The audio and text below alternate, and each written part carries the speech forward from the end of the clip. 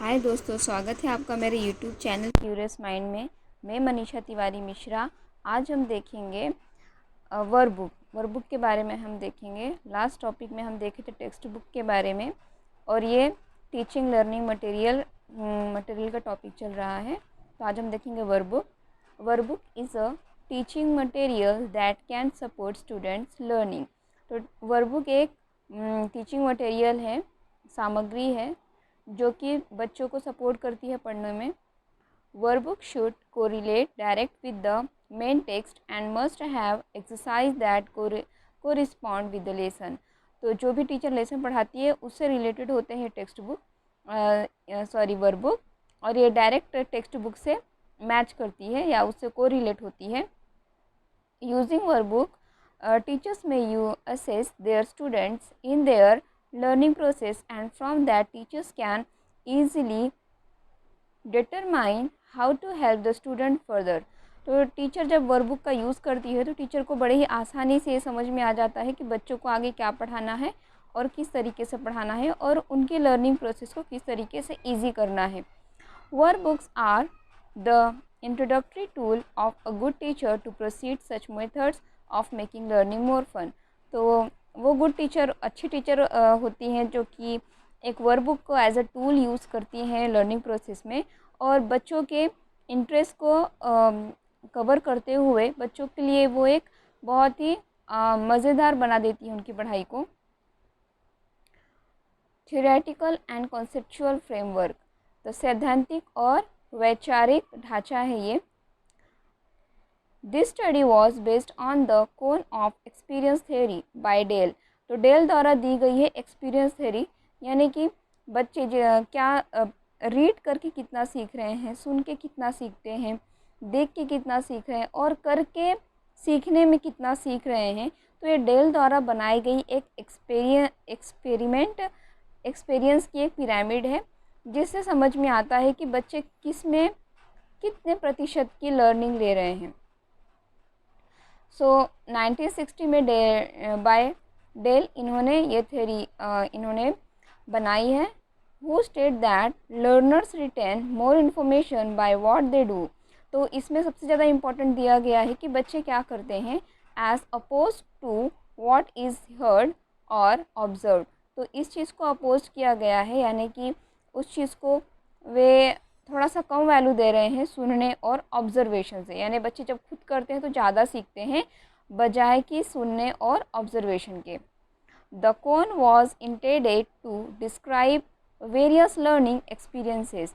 तो जो कोन है, जो यहाँ पे ये देखिए का पिरामिड बना गया है, इसमें से हर एक कोन जो दिए गए हैं उन कोन में से उसे डिस्क्राइब किया गया है, उसके अलग अलग एक्सपीरियंसेस हैं, बच्चों के प्रतिशत दिए गए हैं कि वे कितने प्रतिशत में किस चीज़ों में सीखते हैं।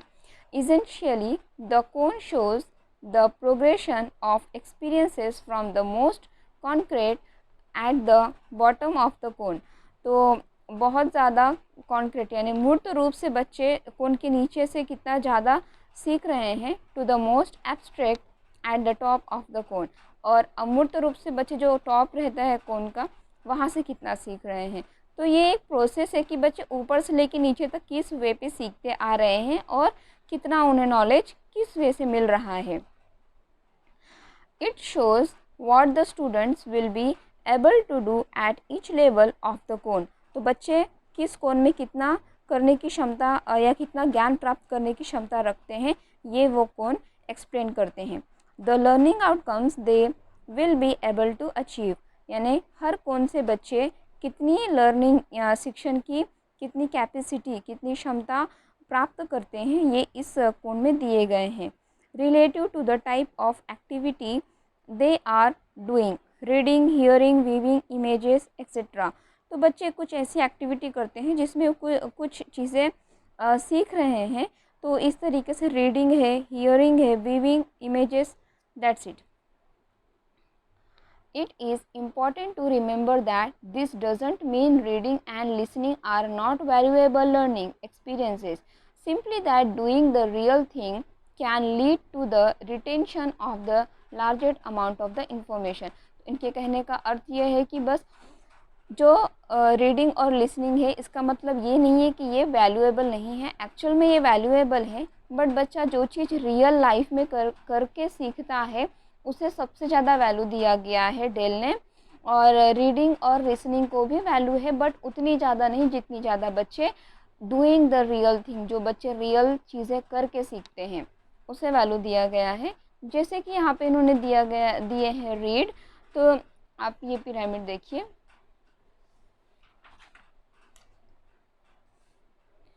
जैसे कि यहाँ दिया गया है रीड, तो रीडिंग करके बच्चे 10%, 10% ही सीखते हैं। सुनने के बाद हियरिंग, इससे बच्चे 20% सीखते हैं। व्यू इमेजेस, बच्चे जब कोई इमेज देखते हैं उस टॉपिक से रिलेटेड, तो वे 30% सीखते हैं, जैसे कि उनकी वो सुनते भी हैं और देखते हैं। उसके बाद वॉच वीडियोस, तो वो 50% सीखते हैं, क्योंकि उनके सेंसेस ज़्यादा इन्वॉल्व हो जाते हैं वीडियो में। और अटेंड एग्जीबिशन, यानी किसी एग्जीबिशन को वो अटेंड करते हैं, तो एग्जीबिशन में भी वे डेमोस्ट्रेशन देखते हैं। साइट्स वॉच डेमोस्ट्रेशन, तो डेमोस्ट्रेशन देखते हैं, अलग सी चीज़ें देख रहे हैं, वहाँ पे वे देख भी रहे हैं, समझ भी रहे हैं, और उस चीज़ को डेमोस्ट्रेट करके देख रहे हैं, तो वो चीज़ भी उन्हें वो चीज़ जब वो सीखते हैं तब उन्हें 50% का ज्ञान वहाँ से मिलता है। उसके बाद देखिए 70% participation in hands on workshop design collaborate lesson, तो जब बच्चा पार्टिसिपेट करता है, ये देखिए बच्चा जब टीचिंग लर्निंग में पार्टिसिपेट करता है, जहाँ उसके टीचर ने सहयोगात्मक मेथड का यूज़ किया है, जहाँ पे बच्चा पार्टिसिपेट कर सके या खुद से कुछ अपने हैंड ऑन वर्क प्लेस में जाए, तो जब बच्चा खुद उस चीज़ में इन्वॉल्व होता है, तब बच्चे के अंदर 70% लर्निंग इन्वॉल्व हो जाती है। बच्चा 70% अचीव कर लेता है लर्निंग, क्योंकि यहाँ पे वो खुद जाकर उस चीज़ को देख रहा है, समझ रहा है, तब वो 70% उसके अचीव कर लेता है, जब बच्चा हैंड्स ऑन वर्कशॉप्स में आते हैं और कोलैबोरेटिव लेसन्स होते हैं तब। उसके बाद देखिए 90% बच्चे तब सीखते हैं जब सिमुलेट, मॉडल और एक्सपीरियंस अ लेसन और design, perform a presentation, do the real thing, जब बच्चे कुछ चीज़ों को रियल में करते हैं, जैसे कि इस इमेज में देखिए बच्चे उस चीज़ को खुद करके देख रहे हैं, रियल में करके देख रहे हैं उस चीज़ को, तो इस वे पे बच्चे 90% सीख रहे हैं, क्योंकि यहाँ बच्चे अपने सोच समझ, व्यू, हियर, डेमोस्ट्रेशन, सारे सेंसेस का उपयोग कर रहे हैं, जिसकी वजह से उनके अंदर 90% की लर्निंग वो अचीव कर पा रहे हैं। तो